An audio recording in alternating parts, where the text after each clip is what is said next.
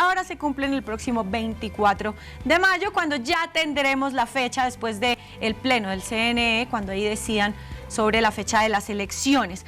Precandidatos presidenciales, hay muchos nombres sobre la mesa y también, por supuesto, los partidos se encuentran debatiendo quién se va a presentar para las elecciones legislativas. Tanto Lasso como los asambleístas que ya pertenecían al Congreso del Ecuador tienen permitido volverse a presentar si así lo decidiesen a las próximas elecciones. Pero ¿quién mejor que nuestro primer invitado de la jornada?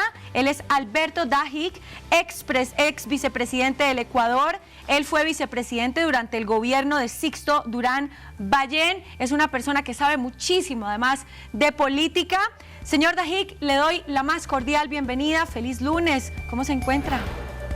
Muy bien, gracias. Muy gentil por esta entrevista. Bueno, es un gusto tenerlo con nosotros para analizar cómo se encuentran las cartas sobre la mesa en el juego político del Ecuador. Empecemos contándole a los televidentes la división de los partidos y cómo se perfila este tema para las próximas presidenciales y elecciones legislativas. ¿Cuáles son las caras más visibles de los partidos? Bueno, a diferencia de Colombia, que ha tenido dos grandes partidos tradicionales y una estabilidad bastante notable en sus procesos electorales, en el Ecuador la fragmentación partidista es notable, 16, 17, 18 candidatos. Esto se está ya evidenciando con la aparición de muchos precandidatos en este momento. Hay muchos precandidatos.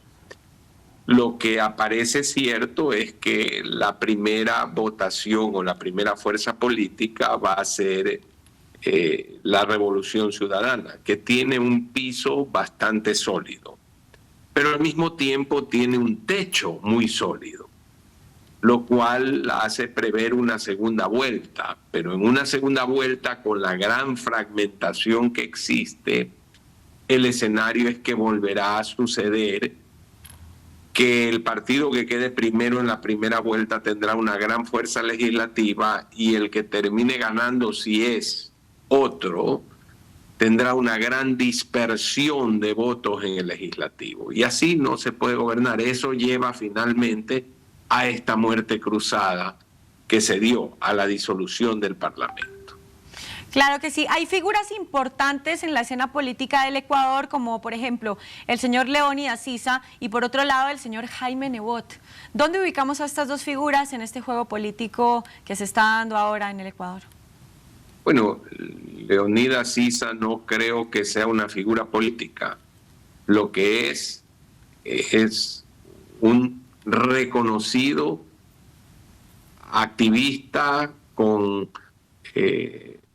bastantes actuaciones terroristas, bastantes actuaciones de levantamientos populares fuera de la ley, de anarquía, y esta ha sido su característica. Es un mariateguista que propugna una forma de hacer política incompatible con la democracia. Jaime Nebot ha tenido muchas oportunidades de lanzarse, no creo que se vaya a lanzar. Me puedo equivocar, pero no lo veo lanzándose. Ya habían dicho que, o sea, lo que se dice en los pasillos, claramente no oficial, es que el señor Guillermo Lasso no se vuelve a lanzar. ¿Usted qué opina? Esa es una decisión muy personal del presidente de la República. Yo sí creo que por responsabilidad con el Ecuador, si se disolvió el Congreso y es posible durante estos 5, 6, 7 meses ejercer la facultad de presentar decretos ley de emergencia económica para que la Corte Constitucional los apruebe, concentrarse en esas posibles reformas y en lograr consolidar la seguridad del país es mucho más importante que preocuparse de un proceso electoral. Si el presidente decide lanzarse, su energía, su motivación, su concentración va a estar en el proceso electoral y no en los inmensos problemas que hoy tiene el Ecuador. Bueno, por otro lado tenemos la crisis del Ecuador en cuanto a la violencia narco. ¿Cómo este país puede cambiar con las próximas elecciones? ¿Usted qué tipo de gobierno cree que necesitaría el Ecuador? El gobierno que necesita el Ecuador es uno de convicción democrática, pero también firmeza, de mucha firmeza para aplicar todo el peso de la ley, respaldar incondicionalmente a las Fuerzas Armadas y a la policía y hacer que realicen el trabajo que se tiene que realizar para controlar esta verdadera pandemia interna que tenemos. En este momento las cosas están bastante difíciles, tanto en la parte civil como en la parte económica, como en la parte política. ¿Usted cree que el Ecuador tiene alguna proyección económica interesante para lo que viene en un futuro? El Ecuador es un país de grandes potencialidades, pero ciertamente tiene una tarea pendiente y muy importante, y esa tarea es lograr resolver ciertos problemas estructurales muy graves que Colombia, el Perú, Chile los han resuelto. Por ejemplo, los subsidios. En el Ecuador el total de subsidios sobrepasa la tercera parte del presupuesto general del Estado. Eso es insostenible, un problema de estructura irracional de tasas de interés que se tiene que resolver. El fondo de pensiones está quebrado, hay que resolverlo. La minería necesita un verdadero y auténtico apoyo, es decir, hay temas estructurales y de fondo, legislación laboral, que tienen que ser resueltos y requieren no de la acción de un gobierno, requieren de un acuerdo de todas las fuerzas políticas del país para establecer una agenda mínima sobre la cual transitar, y no la tenemos. Le voy a hacer una pregunta personal, ¿puedo? Por supuesto. ¿Piensa volver a la política? A ver, yo di una contribución de muchos años, viví 20 años en el exilio por denunciar la corrupción de la Asamblea. Y lastimosamente las campañas de hoy a lo que se dedican es a crear empatía entre el candidato y la gente, no a discutir los temas de fondo del país. Abrace a un niño, coja a un perrito, encuéntrese con tal o cual grupo para que demuestre que usted está abierto a todo. No se trata de discutir los grandes temas del país. Quien habla la verdad con transparencia, lo que el país debe oír, no gana.